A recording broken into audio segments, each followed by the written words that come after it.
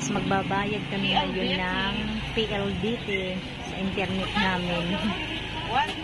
Ano na, tapos ka na? Pasok na ba sa number? At nang makaalis na. Na si Ate Linda guys, oh, inantay ko dito. Hindi na ako bumaba.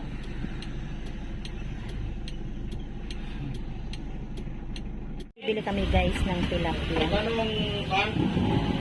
Isa lang ba? Yung maliit.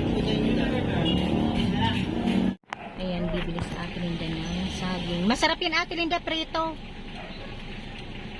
Prito. Oo. Diba? Yung kulay gray na avocado. Wag na. Yan na lang saging Ate Linda. Yung isang magkano tong patola, kamatis mo? bibili kami guys ng patola. Eh, yung kanina, magkano yung kamatis ko?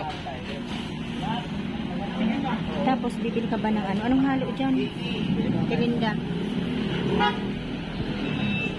Ito pala Ate Linda ho. Pero patola bumili ka.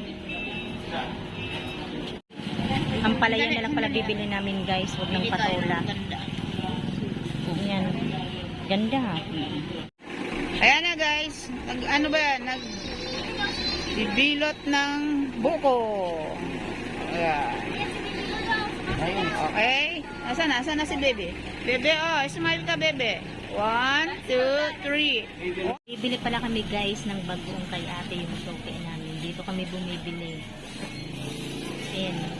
Masarap yan, di ba? Mga tinda ni ate guys, so may kabote, may mangga, ayan, marami. Talong.